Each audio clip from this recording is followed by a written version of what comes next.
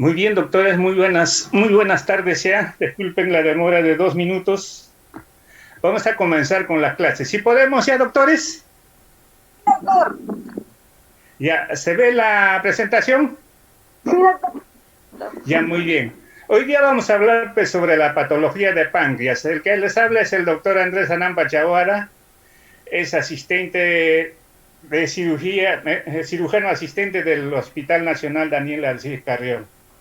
Y también participando en este editado clases y jefe de prácticas hace muchos años. Bueno, vamos a hablar sobre el páncreas, sobre la anatomía. Este es un órgano que se encuentra en la zona epigástrica hipocondrio derecho. Es un órgano alargada y de consistencia blanda lobulada. Ya dijimos, se divide en cuatro partes: cabeza, cuello, cuerpo y cola. El páncreas como función tiene exocrina y endocrina. Ya dijimos que tiene una porción retroperitoneal constituyendo la pared posterior de la transcavidad de los epiplones. Está ricamente vascularizado y sus células contienen gránulos decimógenos inactivos. Esto para ver la relación que tiene el páncreas, que le está relacionado con el duodeno, que le recubre una forma de herradura. Acá hay que resaltar que tiene mucha importancia la segunda porción del duodeno. Y de igual manera tiene relación con la vena mesentérica superior. Y de igual manera que tiene relación con el colédoco, por la desembocadura común que comparten con el Wilson. Hablando de Wilson, acá son los conductos pancreáticos. El Wilson es el conducto principal que tiene más o menos una longitud de hasta 9.5, de repente puede llegar un poco más. Esta es la que desemboca totalmente el drenaje pancreático hacia el duodeno, mediante la ampolla de Vater. Va a haber un conducto secundario que va a drenar también de la cabeza superior del páncreas, que es el conducto de Santorini, que también tiene una desembocadura propia, que es en la papila menor. De igual manera, sus relaciones de este páncreas, la cabeza, como ya dijimos, el cuello, el cuerpo y la cola. Ya bueno, ya creo que hablamos sobre los conductos pancreáticos. ¿Qué más podemos aumentar? ¿Qué podemos agregar acá? Bueno, en cuanto a la desembocadura, pues a la desembocadura que tiene con el conducto coledociano, que muchas veces, en la mayor cantidad de veces, tienen una desembocadura común y otras veces puede ser de manera libre, pero siempre en la papila mayor. Hay que hacer resaltar también que una vez más que el conducto Santorini tiene una desembocadura independiente del Santorini, y eso es lo que va mediante una papila que es menor, que hay que diferenciar en las endoscopías, la papila mayor y menor.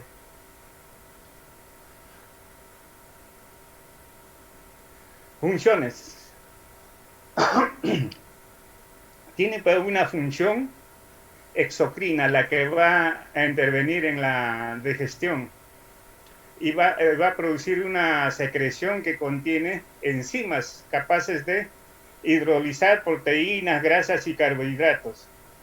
Y la función endocrina va a ser mediante los islotes de Langer, nos va a producir la insulina y el glucagón.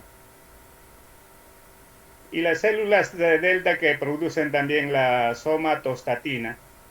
Bueno, el jugo pancreático está formado por agua, bicarbonato y numerosas enzimas digestivas, como la tripsina y la quimotripsina, que digieren las proteínas. La amilasa va a digerir a los polisacáridos y la lipasa digiere los triglicéridos o lípidos. De igual manera secretan desoxirribonucleasa que va a digerir el ARN y la desoxirribonucleasa digiere el ADN. Es de notar la importancia que tiene la vascularización del páncreas. La mayor parte de las arterias pancreáticas provienen de la arteria esplénica y principalmente va a estar vascularizando el cuerpo y cola. La arteria esplénica forma aparcadas con las ramas pancreáticas de las arterias gastroduodenal y también la mesentérica superior. Las arterias pancreático-duodenales superiores, anterior y posterior, también que provienen de la arteria gastroduodenal, va a dar irrigación a nivel de la cabeza principalmente. Las arterias pancreáticas duodenal inferior y anterior y la posterior, que va a ser rama de la mesentérica superior, también va a irrigar la cabeza de este páncreas. Acá para mejor comprensión, ahí está toda lo que es la importancia que tiene la arteria esplénica, las arterias posterior, anterior o inferior de la pancreático duodenal, de igual manera las superiores. Bueno, en cuanto al drenaje venoso, va a las afluencias de la arteria, de la vena porta, va para la mesentérica superior o a la esplénica en su mayor parte.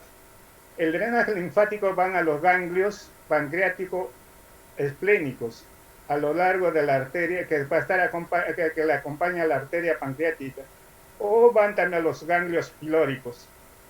La diferencia terminal de los ganglios celíacos, mesentéricos, superiores y hepáticos es lo que va a determinar al final. La inervación va a estar dado por los nervios vagos y esplánicos torácicos. Nuevamente para poder ver toda la inervación que tiene y también la importancia que tiene la arteria mesentérica superior. El páncreas tiene sus malformaciones congénitas, ¿no? Una de ellas es que es agenesia.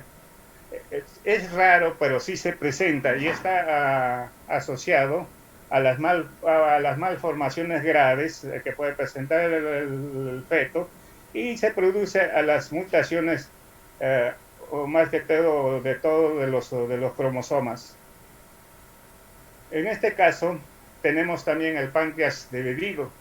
Ustedes se recuerdan que en la cuarta semana de formación se forman los esbozos para la vesícula biliar, para la vía biliar, y también para el páncreas, y se forma en dos esbozos, ¿no? La dorsal y la ventral. Cuando no se produce la unión o la fusión de estos esbozos, es lo que vamos a tener el páncreas dividido. El otro problema que se presenta es el anillo del tejido pancreático normal, que forma una banda en la segunda porción del duodeno, o sea, como si fuera una bufanda que lo pone, y posteriormente que puede presentar complicaciones como es la obstrucción duodenal. Nuevamente acá el estómago, la porción anular del páncreas, mira, la cabeza del páncreas lo está haciendo como si fuera una bufanda, y al correr de la vida, de los años, puede presentar pues una obstrucción duodenal. También se presentan páncreas ectópicos, o sea que pueden implantarse en otros órganos como el estómago, el duodeno, yeyuno. Recuérdense que también nosotros hablamos de los divertículos del Meckel, ¿no? que se encuentran en el ilio. Muy importante para la diferenciación de la apendicitis aguda principalmente, entre otros cuadros clínicos. Estos tienen pues sus mucosas, sus acinos pancreáticos normales y ganglios, o tienen también islotes Langerhans, ¿no? Y dentro de sus complicaciones pueden presentar pues dolor, hemorragia, y en el 2% son insulinomas. Bueno, eso es en cuanto a las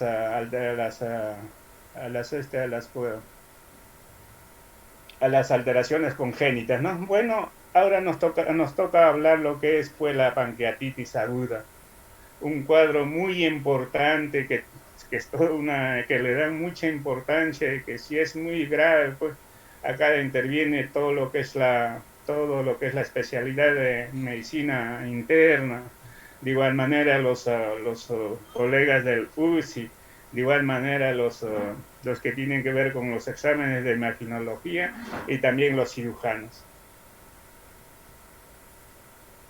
Bueno, dentro de la definición que tenemos, es una alteración completa del páncreas, es una alteración compleja del páncreas exocrino caracterizado por una lesión acinar aguda y una respuesta inflamatoria que afecta el tejido peripancreático y o también a órganos a distancia.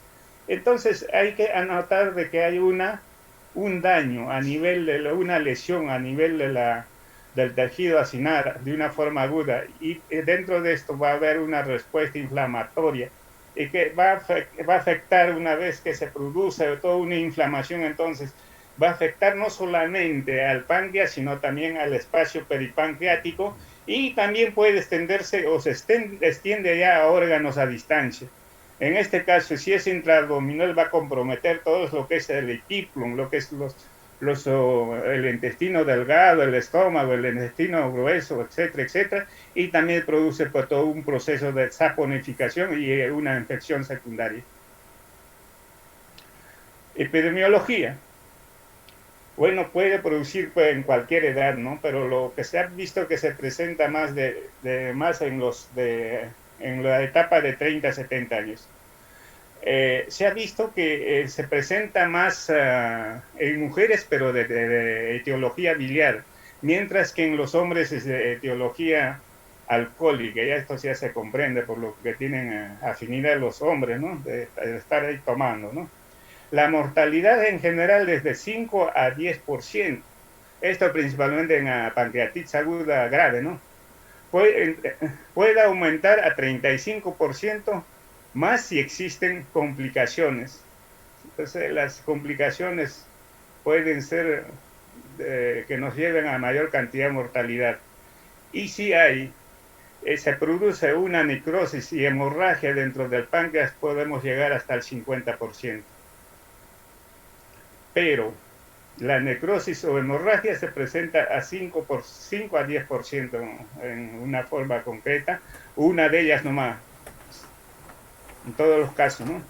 Parece que acá no se comprende, ¿no? La necrosis o hemorragia se puede presentar al 5 a 10%. La etiología, creo que adelantamos ya, hay una etiología biliar y también la alcohólica principalmente. Esto es nuestro medio, ¿no? Pero también se puede decir también que dentro de la etiología tenemos pues, la alcohólica, en nuestro campo son las enfermedades biliares, las hiperlipidemias, la hipercalcemia, también la herencia. También puede producir el traumatismo externo, las heridas abiertas, ¿no? Externas, la quirúrgica también. Y también el famoso CEPRE, pues la pancreatoduodenal retrógrada endoscópica. Y también cuando hay isquemias, cuando hay hipotensión y también cuando están los pacientes sometidos a una circulación extracorpórea. También algunos casos de obstrucción del conducto pancreático, como puede producirse en las neoplasias, en quistes, en divertículo duodenal.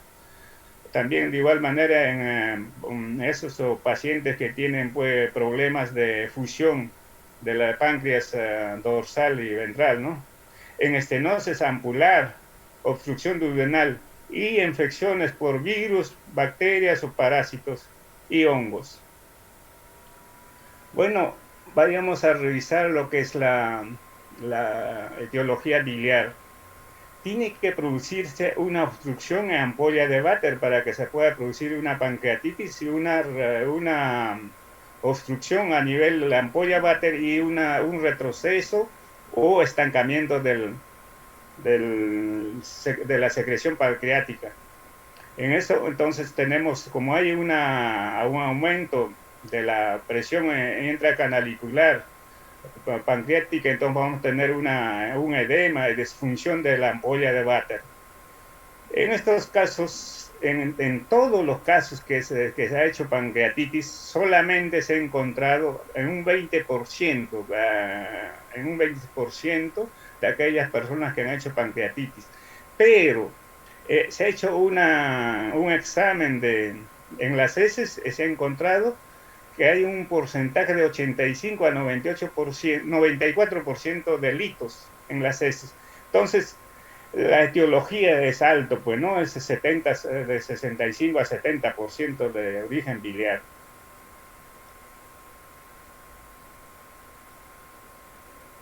¿Qué es lo que pasa entonces en las pancreatitis agudas? Como hay una afectación de las células acinar a nivel de porque hay obstrucción de la ampolla Vater, va a haber una activación de la tripsina. Esto va a haber una reacción en cascada con la participación también del bilis, sales biliar y lecitina.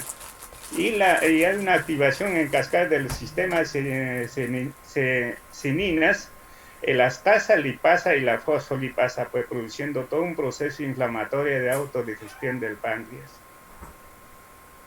Dentro del dolor, dentro de los síntomas vamos a tener una de las características del dolor, que fue un dolor que se presenta en irradiado a ambos flancos y es un dolor muy intenso, de tipo transfectivo, de instalación brusca y alcanza una gran intensidad en cuestión de minutos. Y va a ser continua y no cede con ninguna posición. Estos pacientes van a estar a veces parados, quejándose, tratan de echar, se levantan, cosas por el estilo. Y además hay que ver que esto casi siempre están acompañados de náuseas y vómitos, sin relación con los alimentos, y desde ya van a comenzar a presentar una distensión abdominal.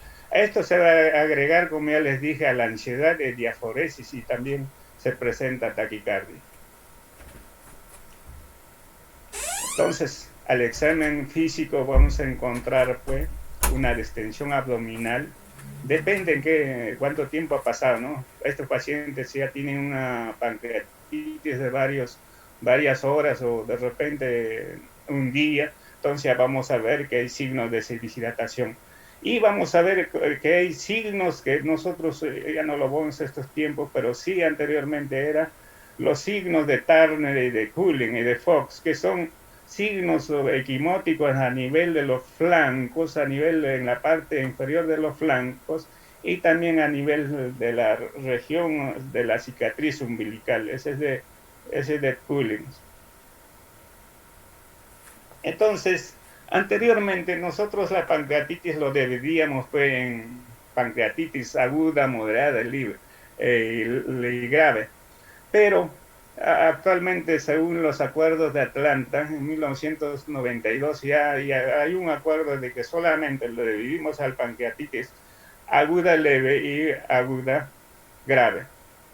Bueno, el de leve va a ser pues un proceso inflamatorio pancreático agudo en el que el hallazgo patológico fundamental va a haber un edema intersticial de la glándula y existe una mínima repercusión sistémica. Entonces, en el leve estamos viendo que es un proceso, un problema de proceso inflamatorio solamente ligado al páncreas. Muy pocas veces se puede repercutir a nivel sistémico, pero sí, ya tenemos en pancreatitis aguda, se asocia ya a las fallas orgánicas sistémicas o complicaciones locales como necrosis, también posteriormente que pueden hacer ya pseudoquistes o abscesos. Bueno, las necrosis. Ya hablamos de necrosis, de colecciones agudas también, ¿no? Ya acá dentro de la ciudad, dentro del mismo proceso de pancreatitis aguda grave, vamos a tener zonas localizadas o difusas de tejido pancreático no viable, que generalmente se asocian para necrosis grasa peripancreática. A la tomografía se aprecian como zonas con densidad menor que la del tejido normal, pero mayor que la densidad líquido y que no se incrementan su densidad con medios de contraste. Bueno, esto se detecta tomográficamente principalmente. Y de igual manera las colecciones líquidas agudas. Son colecciones de densidad líquida que carecen de paredes, se representan precozmente en el páncreas o cerca de él, o sea, son secreciones en el mismo páncreas o también en la zona peripancreática. Bueno, este pseudoquiste ya se presenta pues después de varias semanas, ¿no? Pues a partir de las 4 semanas va a haber una densidad líquida caracterizada por la existencia de una pared de tejido fibrótico o granulomatoso que no aparece antes de las 4 semanas, como ya dijimos, desde el inicio de la pancreatitis. Entonces, esto es un pseudoquiste que no tiene una pared pues, de quiste, ¿no? Sino que está formado por una pared fibrosa o granulatorio. Y el absceso pancreático, que es una colección circunscrita de pus en el páncreas o en su vecindad, que aparece como consecuencia de una pancreatitis aguda y contiene escaso tejido necrótico en su interior, principalmente contiene pus, ¿no? Pero estas dos ya son complicaciones de varios días, ¿no? Bueno, para el diagnóstico vamos a utilizar exámenes laboratorios y acá la que es invitada en cuanto para el diagnóstico es la amilasa, ¿no? Que va a tener una especificidad del 70%, va a tener una vida media de 120 minutos y va a disminuir a las 48 horas. Y sus valores para ser de pancreatitis tiene que ser más de 1000 unidades internacionales en cuanto a lo que es un litro de sangre, ¿no? Y es diagnóstico de la pancreatitis. De igual manera la lipasa, ¿no? Proviene de las células acinares principalmente y tiene un aclaramiento más lento y nos va a durar 3 a 5 días. La amilasa podemos encontrar también en la orina, ¿no? Y que pueden aclarar muy tardíamente, pues otro de los exámenes que podemos hacer. También la amilasa se produce pues, en otras patologías y pueden producir la elevación de esta, ¿no? Pero no va a llegar a los 1000 como en pancreatitis. Por eso la amilasa es diagnóstico de la pancreatitis cuando tenemos mayor de 1000. Bueno, la tomografía es muy utilizable en la pancreatitis, bueno, nos va a señalar las alteraciones que hay en el páncreas, nos señala que hay necrosis, hemorragia, gasos, pseudoquistes posteriormente de la producción de pancreatitis, ¿no? Bueno, acá podemos utilizar también la radiografía y nos va a demostrar calcificaciones pancreáticas. Acá tenemos el cuerpo de páncreas, casi todo está calcificado porque hay todo un proceso de saponificación y posteriormente va a haber calcificaciones, ¿no? Los signos que debemos encontrar en la tomografía, vamos a ver que vamos a encontrar edema en el cuerpo del páncreas, en la cabeza, cuerpo, cola, y también líquidos peripancreáticos que puede estar en las zonas periféricas, ¿no? Que puede estar relacionado con el riñón, los espacios que conforman con el riñón o el pararrenal izquierda más que todo.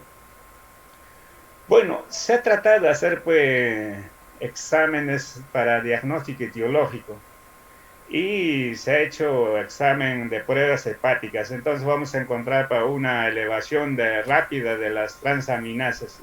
Su valor es mayor de 3. Ahí pensamos que hay un problema de pancreatitis. Es de alta sensibilidad en detectar la presencia de cálculos obstructivos principalmente. La bilirrubina y sobre todo las fosfatasas alcalinas aumentan más tardíamente. Entonces, principalmente acá tenemos que entrar la GGT, la glutamiltransferasa, ¿no? La transaminasa glutamiltransferasa. Y también podemos determinar que hay una hiperlipidemia o también un aumento de los triglicéridos. Si es más de 1000, es considerado como causa de la pancreatitis. De igual manera haremos que haya un aumento de la hipercalcemia. Pronóstico. Para poder determinar el pronóstico de una pancreatitis tenemos los criterios de Ranson, el PCR y el Baltasar. Bueno, los criterios de Ranson. Esto se realiza en el momento del ingreso, estos datos que están en el negro. La edad mayor de 55 años, un aumento de los leucocitos más de 16.000, la glucosa que es mayor de 200 miligramos por decilitro, aumento de LDH que es el ácido láctico, más de 350, y el TGO mayor de 250. Y dentro de las 48 horas tenemos que determinar el descenso de hematocrito de mayor de 10 puntos, una disminución de calcio de 8 miligramos por decilitro, y la disminución de presión de oxígeno que es menor de 60, y el déficit de bases mayor de 4 milicavalentes por litro, y el aumento de la urea que es mayor de 5 mililitros por decilitro, y la pérdida del tercer espacio que debe ser mayor de 6 litros. Entonces, a cada uno de estos parámetros, de estas cosas que estamos viendo, le dan un puntaje de 1. O sea que la edad de 50 es un punto, acá tenemos 5, acá tenemos 6, son 11 puntos. Y de acuerdo a eso es lo que se ha hecho el pronóstico de lo que es de Ranson para ver la mortalidad. Si es de menos de 3, entonces tenemos la mortalidad de 1%. Si es de 3 a 4 a 16%, 5 a 6 tenemos 40% de mortalidad, mientras que si es mayor de 100%, mayor de 7 ya va a ser la mortalidad 100%. Entonces es necesario comprender de que estos parámetros se toman en el momento, el que está al lado izquierdo se toman en el momento del ingreso, mientras que esto se controla dentro de los dos días o 48 días de permanencia en el trauma shock o emergencia. Hay que comprender esto de que no es el momento que, en un primer momento que hacemos, no en el momento del ingreso, sino durante la hospitalización de 2 días. Bueno, esto lo han determinado también para hacer de etiología no biliar y también etiología biliar. Aparentemente acá hay cierto beneficio para los que no son de no biliar, porque le dan un poco más menor le dan un poco mayor en cuanto al ácido láctico de 400, mientras que en los no biliar dan 350. De igual manera de la urea, ¿no? Y los leucocitos 18.000. Entonces parece que fuera de mayor benigna, entre comillas. Bueno, este es un trabajo que han hecho en los de etiología biliar. De igual manera acá de lo que han hecho dentro de los 48 horas, ¿no? Todos los criterios de lo que es el hematocrito, calcio, déficit de base, etcétera, etcétera, en los dos campos. Y han hecho pues una mortalidad con criterios de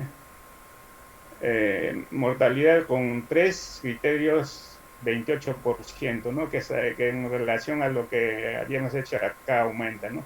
Que era 16% y aumenta un 16%. Esto de acá con 5 a 6 estamos iguales, y con 7 o 8 tenemos el 100%, que es igual a lo que dijimos anteriormente, sin tener en cuenta la etiología. Baltasar. Este es un criterio más que todo tomográfico. O sea, dentro de donde ya tenemos pues, una pancreatitis totalmente ya grave, ¿no? Y se hace pues ya dentro de hospitalizado el paciente o el paciente que está en trauma shock y nos da ya está pues, con una pancreatitis grave. Bueno, pero si encontramos un paciente, un páncreas normal, esto es en cuanto al edema, ¿no? Y esto va a ser en cuanto a la necrosis, el porcentaje de necrosis que se encuentra. Si encontramos entonces páncreas normal, vamos a darle un puntaje de 0. Si es páncreas edematoso, le damos un puntaje de 1. Si hay inflamación peripancreática, le damos el 2. Una colección pancreática, le damos 3. Presencia de necrosis de más de 50%, gas o 2 más, le damos un puntaje de 4. En cuanto a necrosis, sin necrosis, 0. Necrosis menos de 30% del páncreas, le damos un puntaje de 10. Y si es de 30 a 50%, un puntaje de 4. Y si es 50%, le damos 6. Y si es más, pues ya un poco más, ¿no? Entonces, estos de acá los sumamos entre los dos, lo que se encuentra en el proceso inflamatorio y la necrosis, vamos a tener pues, para poder también determinar la mortalidad y la morbilidad. De 0 a 3, la mortalidad es 3% y una morbilidad de 8%. Si es a 4 a 6, la mortalidad es 6% y la morbilidad 35%. Si es 7 a 10, la mortalidad va a ser 18% y la morbilidad 92%. Ya, esto para poder pues, ver un poco más, comprender lo que es el score para Attack de Ransom y Baltasar, como les dije, son que tenemos que hacer en cuanto a los hallazgos a los hallazgos pancreáticos. Si es una, acá lo agrupan de acuerdo a lo que es grupos de A, B, C, D, E y estadios, ¿no? Si es un A, es un páncreas normal. Si es B, aumento de volumen del páncreas focal o difuso y conservación del contorno de la glándula B. Y la C es inflamación del páncreas, de la grasa peripancreática y pérdida ya de contornos. Mientras que en el otro lado los contornos estaban bien, entonces le dan una categoría C. Y la D, presencia de colección pancreática mal definida. Y la E, presencia de colecciones líquidas peripancreáticas a distancia, ¿no? O 2 más colecciones pancreáticas. Y de acuerdo a esto le han dado estadios. Estadio E1, no hay flemón extrapancreático. Estadio E2, flemón en 1 o 2 extrapancreático, y E3, flemón en 3 áreas o más extrapancreáticas. Bueno, pues esto es eh, para poder recordar un poquito más en cuanto a lo que hemos dicho. La A es para poder ver, acá hay que ver en cuanto a tabla de clasificación de Baltasar en tomografía de contraste, y en el otro es para ver score de necrosis en tomografías con contraste, tabla de pronósticos según esta clasificación. Entonces acá en cuanto a tomografía de contraste tenemos, le dan como A cuando hay pancreáticas, cuando hay un proceso, no hay un proceso inflamatorio, 0. Cuando hay aumentos de tamaño focal difuso, 1. Páncreas con inflamación peripancreática, 2. Una colección intra o extrapancreática, D. Y la E, 2 o más colecciones y o gas dentro del páncreas. O dentro del páncreas o también retroperitoneal. Acá, cuando hay necrosis de 30%, ya dijimos, menor de 30%, 2, entre 50, entre 30 y 50, 4, y mayor de 50, 6. Esto va a ser para la mortalidad si es 0, de 0 a 3, la mortalidad va a ser, la morbilidad va a ser 8% de la mortalidad 3%, al revés, disculpen. Si es de 4 a 6, la morbilidad es 35%, 6%. Es de 7 a 10, no, la morbilidad va a ser bien alta y la mortalidad 17%. Ya bueno, acá es una clasificación aguda de pancreatitis, pero de tipo grave, de tipo grave. Se ha visto que es grave porque la diferencia entre estas dos clasificaciones es que en la pancreatitis aguda crítica ah, hay presencia de necrosis peripancreáticas infectada y fallo orgánico persistente, pero hay un momento que también puede resolverse y el periodo puede ser grave tras aplicar las medidas de soporte adecuadas. Entonces estamos en una pancreatitis de fallo orgánico transitorio, entonces puede ceder y puede dar una evolución favorable. Es lo que se llama pancreatitis aguda crítica. Puede presentarse en la crítica dos procesos, uno que sea persistente y otra que se puede solucionar a pesar de que tiene problemas de fallo orgánico.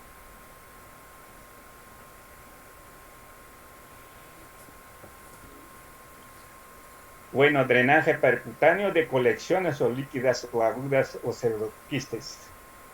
Bueno, se aconseja pues drenar. Un drenaje puede ser interno o externo o endoscópico, drenaje percutáneo, o sea, mediante el endoscopio y también percutáneamente con manejo ecográfico, ¿no? Con la ayuda ecográfica para poder ubicar las colecciones. Podemos hacerle pues, esto en las colecciones líquidas o agudas o en pseudoquistes infectados. Si existe clínica de dolor y obstrucción biliodigestiva, también podemos hacer un drenaje percutáneo o endoscópico. Bueno, en enfermedad de alto riesgo quirúrgico se recomienda el drenaje percutáneo previo a la cirugía.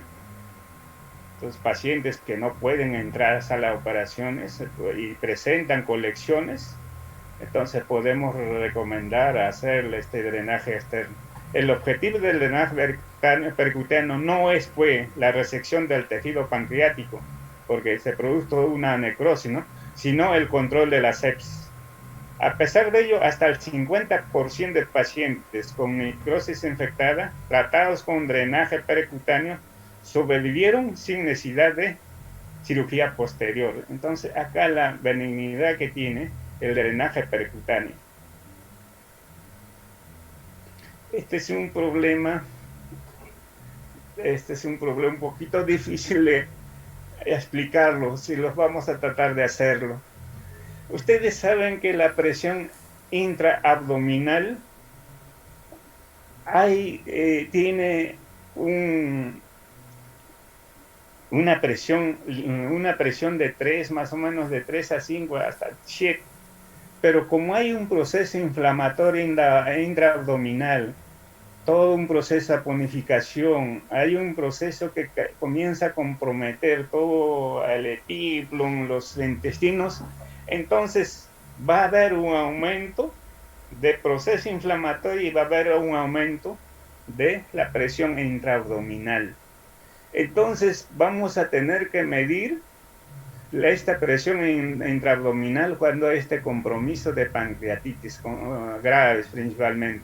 Y lo vamos a hacer pues estilando 25 milímetros de solución salina isotónica, se expresará en milímetros de mercurio. Los UCIs ya tienen ya implementada para poder medir esta presión intraabdominal en pacientes graves, ¿no? Principalmente en pancreatitis aguda. Entonces, cuando la hipertensión intraabdominal, cuando la PIA es mayor, la presión intraabdominal es mayor de 12 milímetros de mercurio, sostenida o repetida, entonces ya estamos en un aumento de la presión y vamos a estar frente a un síndrome compartimental abdominal. Y vamos a tener ya un problema de un síndrome de disfunción multiorgánica. Entonces, esto es necesario ya una intervención quirúrgica para poder descomprimir cuando hay una presión intraabdominal sostenida y que sea más de 20 miligramos de mercurio. Cuando hay una hipertensión intraabdominal y desarrollo del síndrome compartimental, tendremos como objetivo conseguir una presión de percusión abdominal de 50 a 60 miligramos. Pero ¿cómo le conseguimos esto? Vamos a tener que determinar la presión arterial media, lo sumamos la presión intraabdominal que encontramos en el momento, le dividimos entre 2. Si tenemos entre 50 y 60, entonces la presión de perfusión abdominal va a estar buena. Si aumenta esto, tenemos que hacer, como les digo, una intervención quirúrgica de descompresión.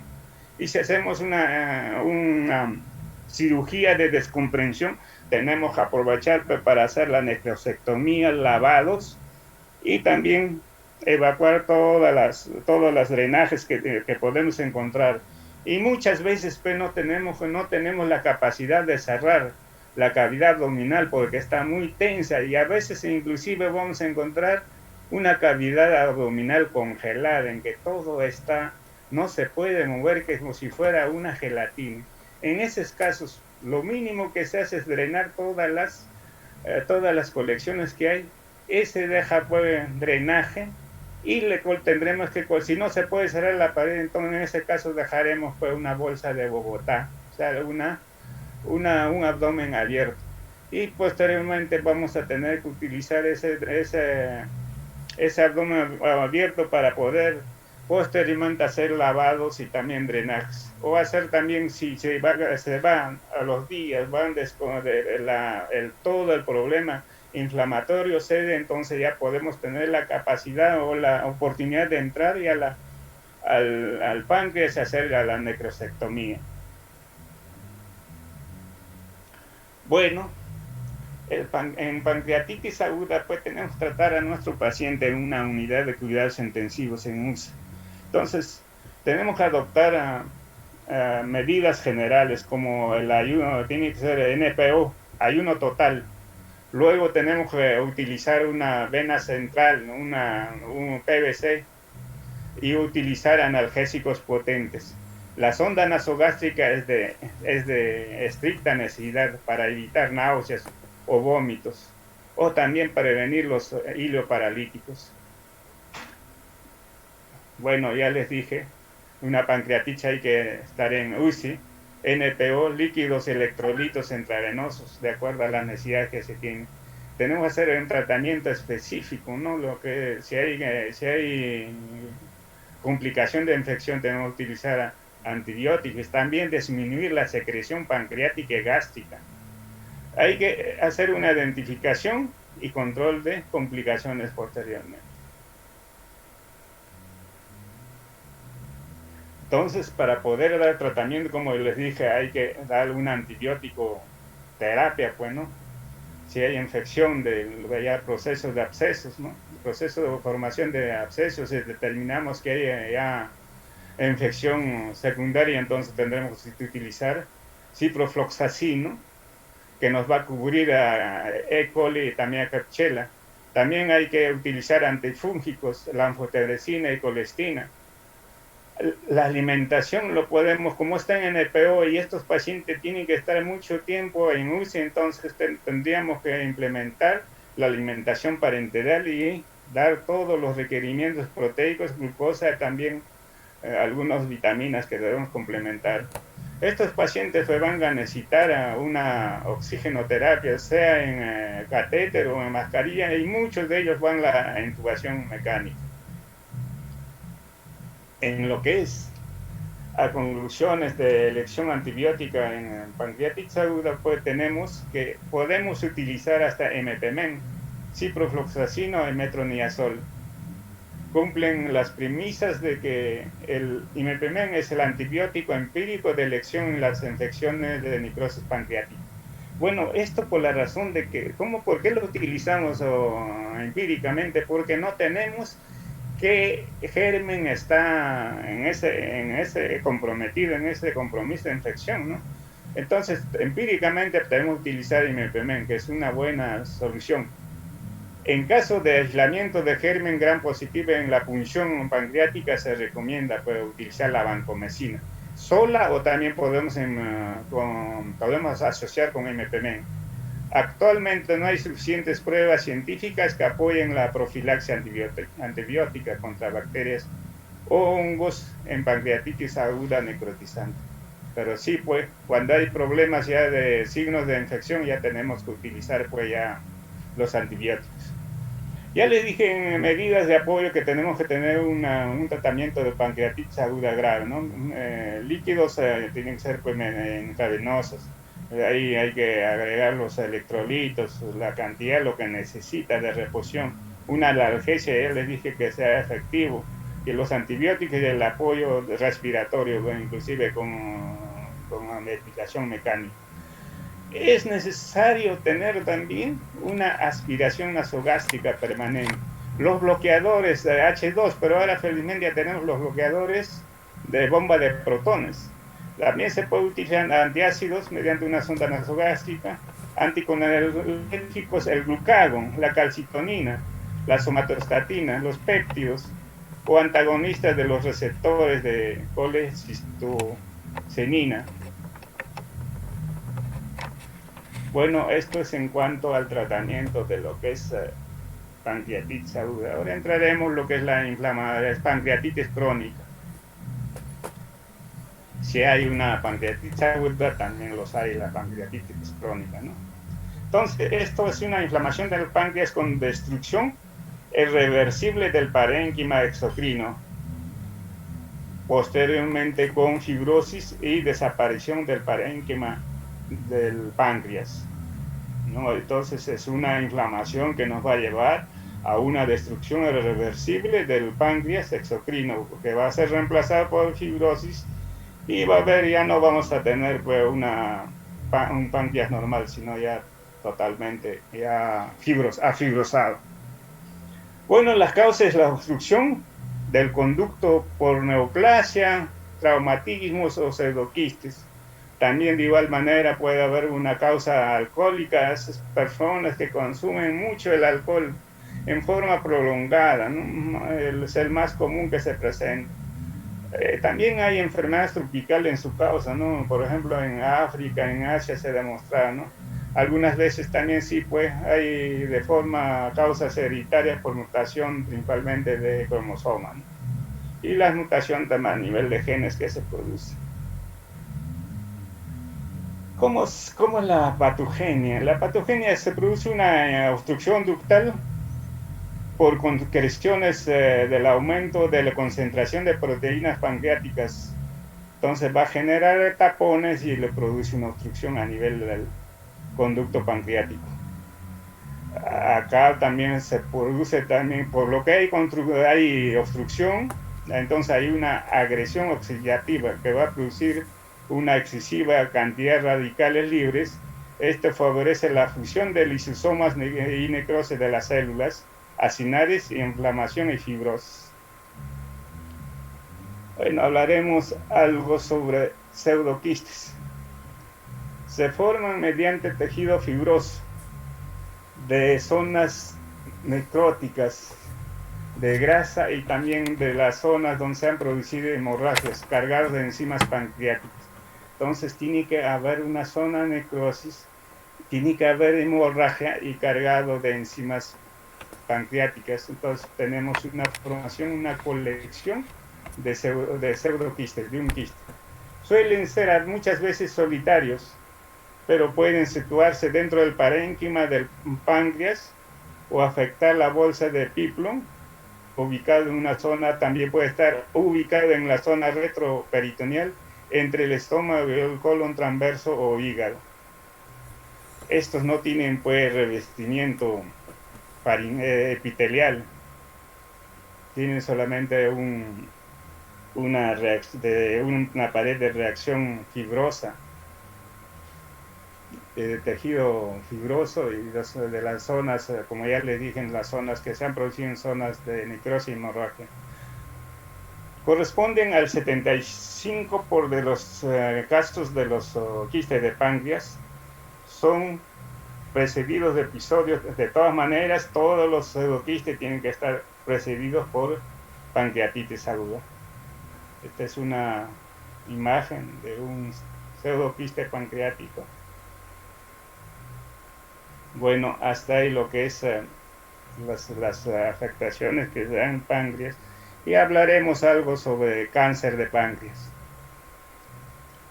Bueno, los tumores pancreáticos no endocrinos, epiteliales, que corresponden a los ductos sólidos, el adenocarcinoma, que se presenta el 90%.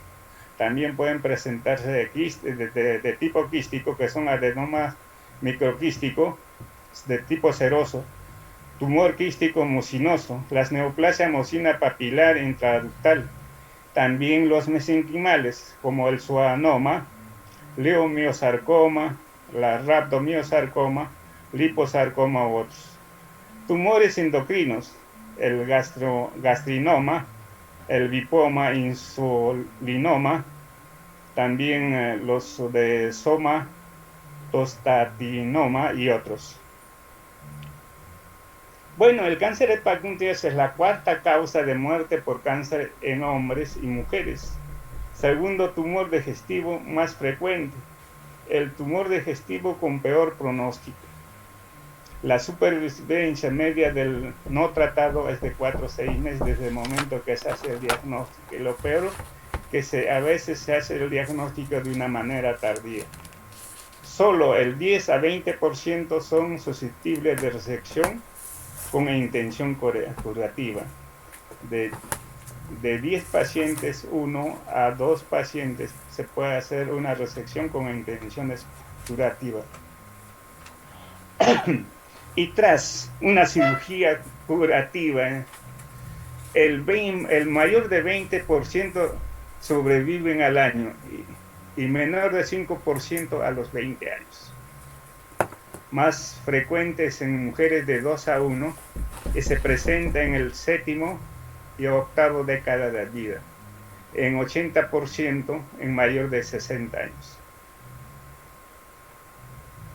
Ya dijimos, los tipos celulares pancreáticos, células exocrinas, células acinarias 80%, las ductales 15%, que es el adenocarcinoma, y las células endocrinas, las islotes de Langer, 1 a 2%. La localización que se presenta en estos cánceres de 70-75% se presenta en la cabeza, 5 a 10% en cuerpo, 10 a 15% en la cola y a veces distribución multicéntrica.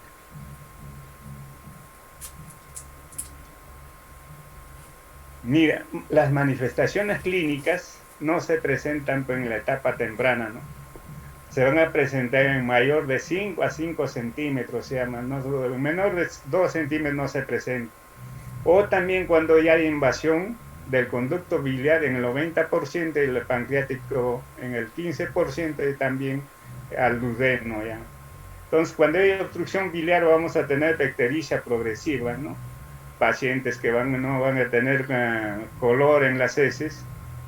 Después también presentan orinas cargadas, prurito, y también podemos encontrar pues, la vesícula de Cobovicher, que es lo que se palpa la vesícula, ¿no? En el examen físico.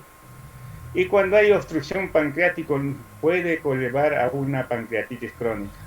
Y si hay una obstrucción duodenal vamos a tener un síndrome emético, también una hemorragia digestiva alta. El dolor va a comenzar a presentar de manera sorda, continua. Este va a presentarse en abdomen, pero en la parte alta, epigástrica o mesogástrica a veces, irradiado principalmente a la espalda y o a la parte dorsal.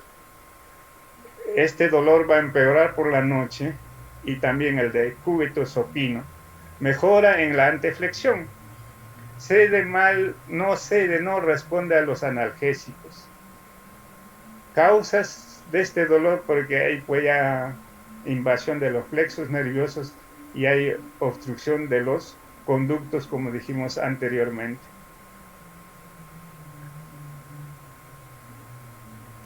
Pruebas laboratorios que que debemos de realizar. Va a haber alteración en estadios avanzados. Va a haber una marcada elevación de enzimas por colistasis de la bilirrubina directa. El PCR indicador que es de respuesta inflamatoria también va a haber aumento y va a ser de valor pronóstico. Es necesario también hacer los marcadores tumorales que van a estar elevados. Acá el antígeno sea 19.9 y también el antígeno carcino embrionógeno. También en patología benignas va a estar aumentado el CA19, ¿no? Hepático o pancreatitis, porque hay colestasis. Algunos pacientes también van a expresar aumento de este antígeno. No es útil como cribado. Bueno, procedemos, está en duda la cuestión, uno de los autores acá lo han puesto en duda el valor pronóstico del CA19. O posteriormente también se puede hacer después de la intervención quirúrgica. En cuanto a los exámenes que debemos hacer en imagenológicas, tenemos que hacer la ecografía, que es un examen que está a la mano y está en todos los hospitales. Esto nos va a determinar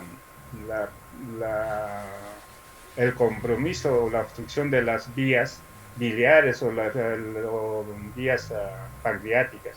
La tomografía computarizada también nos va a ver las características del páncreas, la ecoendoscopía, la resonancia magnética. La ecografía, dentro de las ventajas, pues vamos a ver que tenemos a la mano, ¿no? Que es barata, es la primera técnica a realizar.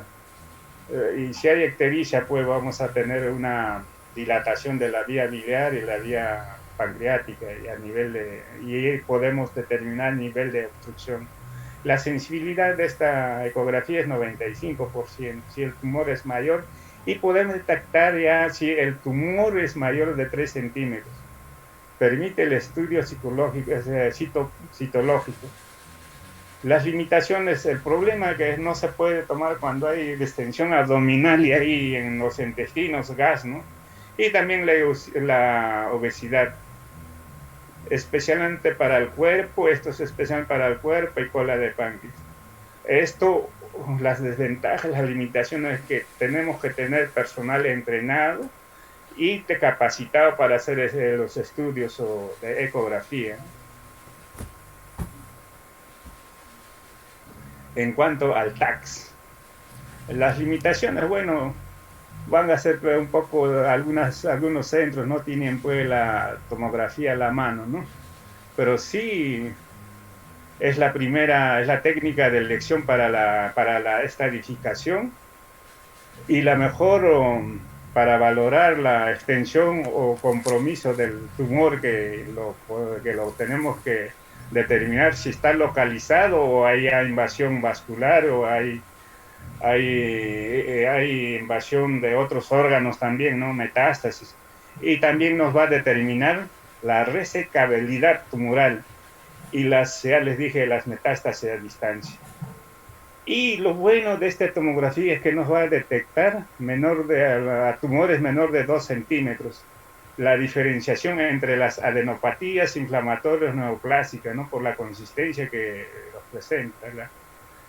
Valora más la superficie hepática en la existencia de carcinomatosis peritoneal. Bueno, esas son las desventajas. Pero las ventajas que tenemos es rapidez, permite el estudio citológico darnos a estudiar porque nos señala dónde se encuentra el tumor. Las contraindicaciones es principalmente cuando vamos a hacer con contraste, entonces si hay insuficiencia renal no lo vamos a poder realizar. O a los pacientes que tienen alergia a los contrastes. Bueno, acá nos está señalando lo que es una lesión hipodensa en la cabeza del páncreas, ¿no? Esta zona de acá. Ya, bueno, la ecoendoscopía, o sea que tenemos que hacer una endoscopía y dentro de eso lo acoplamos nuestra ecografía, un aparato de ecografía. Entonces, esto es muy importante, tiene unas ventajas porque nos va a detectar lesiones de hasta 2 a 3 milímetros, miren, colegas. Es la técnica con mayor valor mayor pronóstico para la detección del cáncer de páncreas. Mayor sensibilidad que el TAC para la detección de linfadenopatías ya periféricas, ¿no? Porque más allá no va a dar tampoco. Permite el estudio psicológico, citológico. Inconvenientes que no se puede, no útil para valorar la afectación a distancia, como ya les dije. Por ejemplo, metástasis a hígado, y es menos que el TAC para la invasión vascular. No vamos a poder determinar, más que todo determinan lo que está a su alrededor del páncreas. No se puede realizar si hay obstrucción duodenal. No se va a poder llegar por la endoscopía, ¿no? Si no, no vamos a llegar más que todo hacia la ámpula mayor. Baja disponibilidad, claro, muchos hospitales no tienen por su elevado costo y además estos pacientes requieren sedación y monitorización, nos va a causar molestia en los pacientes. Y también puede haber algunas complicaciones, ¿no? Que pueden ser graves. Bueno, junto con el TAC, diagnostica y nos permite la estadificación del cáncer de páncreas. La resonancia magnética es similar a la tomografía en cuanto a la precisión diagnóstica, pero es más cara y de duración más prolongada. Está indicado cuando hay contraindicación del TAC, cuando hay una sospecha de cáncer páncreas no detectado por TAC y no se dispone de ecoendoscopía. La colangiografía, pancreato resonancia, es altamente sensible. La colangiografía es muy altamente sensible para el estudio de los conductos pancreático y biliar. Ha desplazado para el CEPRE, ¿no? Bueno, y nos va a dar signos indirectos del cáncer de páncreas. En el inconveniente nos sirve para realizar el estadiaje, ¿no? Nos permite también estudio histológico.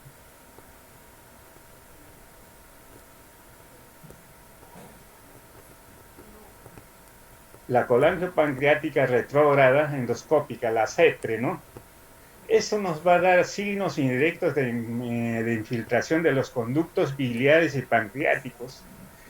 Y tiene una sensibilidad muy elevada y especificidad también, 92 a 97%, 92 a 97% de especificidad, de sensibilidad. Permite el estudio histológico, ¿no? ¿Por qué realmente estamos siendo pase con el endoscopio?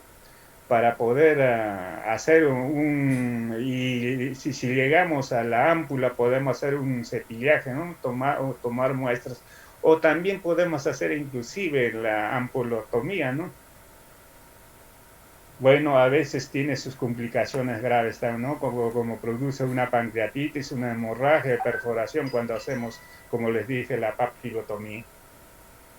Las indicaciones, se persiste dudas de diagnóstico, hay que hacer después de la técnica no invasiva, ¿no? Hay que hacer pues una CEPRE. Y cuando hay pues ictericia, hacer drenaje endoscópica, ¿no? Mediante la ampulotomía.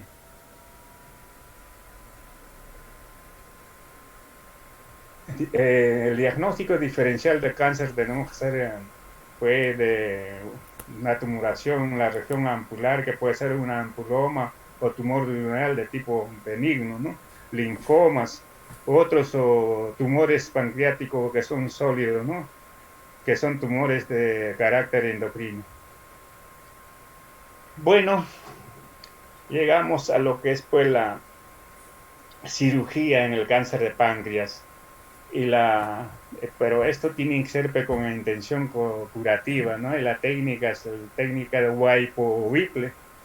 Y esto, como ya dijimos, solo el 10 a 20% del cáncer de páncreas cabeza y un 5% de cáncer de cuerpo o cola. Se hace una cirugía. La técnica es una técnica agresiva y compleja que requiere realizar en centros muy especializados o son de referencia, muy hospitales ya de tercer nivel, ¿no? En estos casos la mortalidad es baja, 5%, pero la mortalidad también es poco alta, ¿no? Mire, 30-40%. La supervivencia, como ya dijimos anteriormente, es menor de 10% media de, estos lo hacen a 10 a 20 meses, y tasa de recidiva es 80% a los 5 años, 80% los primeros años. Del total del 80%, el 80% es en los primeros 2 años. Acá, después de la cirugía, es necesario hacer un tratamiento coadyuvante, que es la quimioterapia. El tratamiento, el tratamiento paliativo, localmente, cuando es avanzado y con metástasis, lo que se hace es la quimioterapia. Cuando hay una obstrucción intestinal, o una obstrucción biliar, disculpen, el tratamiento endoscópico puede ser una CEPRE que nos va a permitir pues, colocar un stent, una prótesis a nivel de la ámpula, a nivel del conducto pancreático. También puede ser, o puede ser o podemos utilizar también para determinar y colocar el prótesis quirúrgico. Cuando hay obstrucción duodenal, se puede hacer una derivación quirúrgica o también podemos colocar una prótesis. Cuando hay un dolor no controlable, como les he dicho, son dolores intensos y haya problemas de invasión a nivel del plexo celíaco, entonces puede hacer una neurolisis. Bueno, una neurolisis ya bueno, inclusive a veces refieren la esplenectomía. Estos son los estadios, tabla de estadiaje del cáncer de páncreas, según el manual La Americana. Esto en cuanto al grado tumoral, ¿no? 1A, T1, limitado solamente cuando el cáncer está limitado en el páncreas es menor de 2 centímetros.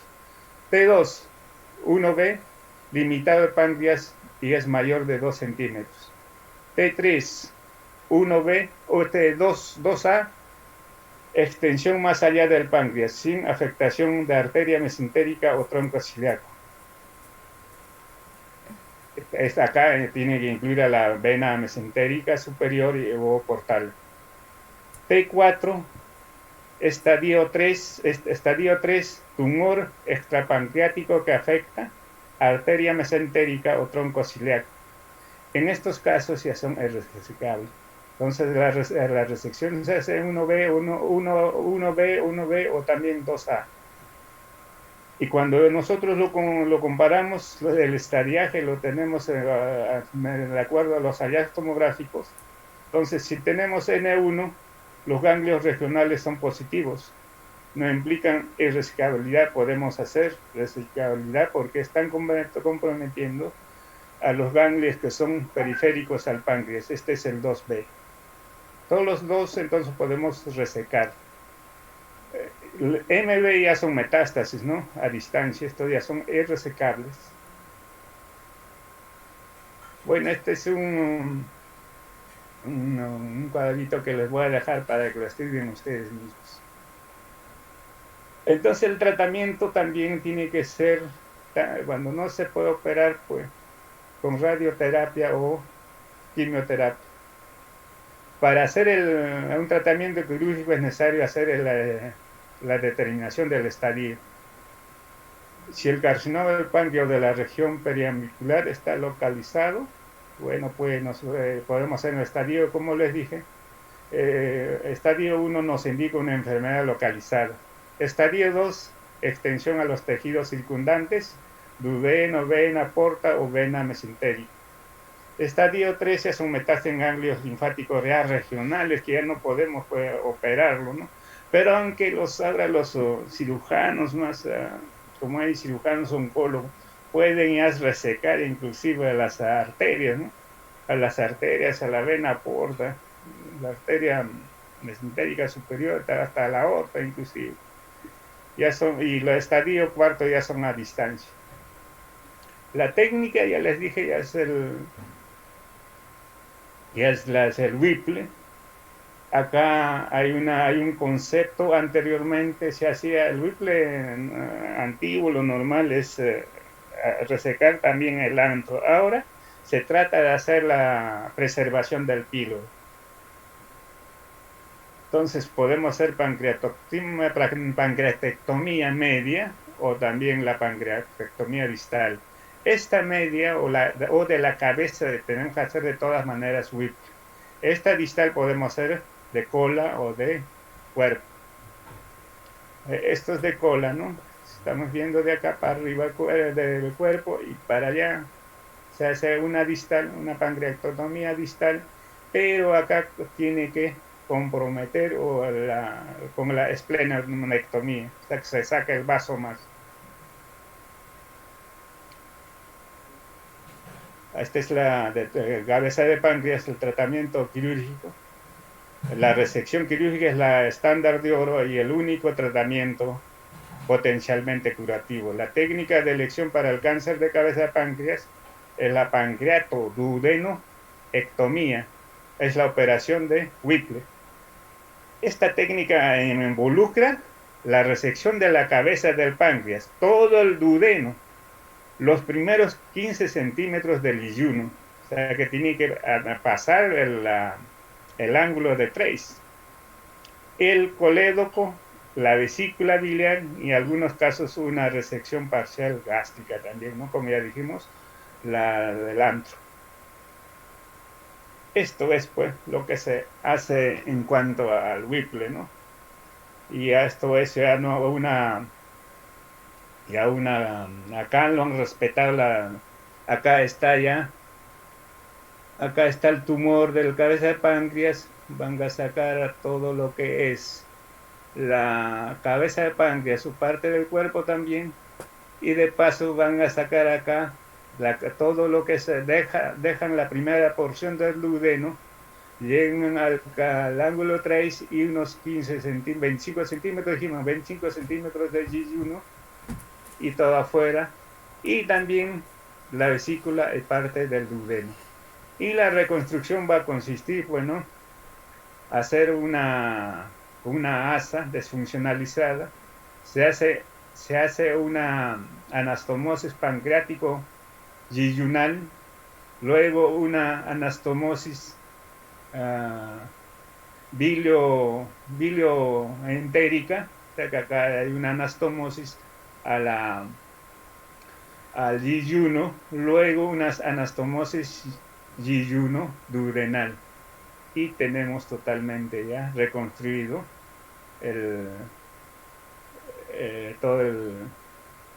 toda la vía gastrointestinal. Pero acá tenemos, algunas veces, como ya les dije, pueden resecar el antro, ¿no? Y tenemos que hacer una anastomosis tipo Birlock 1. De igual manera acá, ¿no? Lo que se ha hecho. Y esta es otra manera de hacer una anastomosis, ¿no? Látero. La otra era la término terminal, acá lo han hecho una término lateral, lateralmente el yeyuno, una asa desfuncionalizada, y lateralmente al páncreas. Y acá sí, terminal de igual manera con el colédoco, y de igual manera acá también terminal de la parte del duodeno con el yeyuno. Esto es una resección que se hace de las partes distales, de la parte distal, ¿no? Como se puede hacer una resección distal, pero esto incluye al vaso y se hace una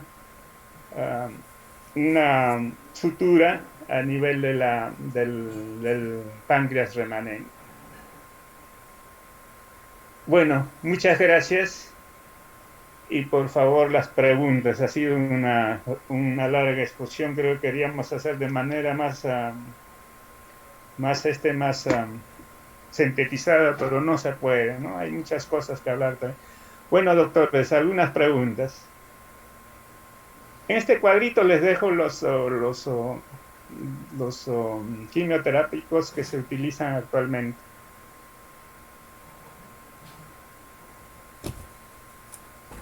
Preguntas, doctores, ¿están escuchándome o se han ido?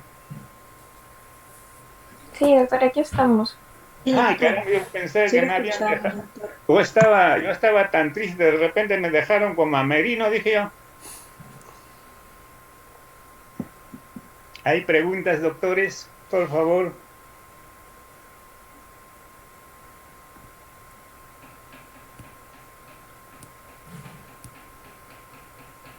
Si no hay preguntas, muchísimas gracias y hasta mañana, doctores. Gracias, Muchas doctor. gracias a usted, doctor. Gracias. Gracias, doctor. Gracias, doctor. Muchas gracias, hasta mañana.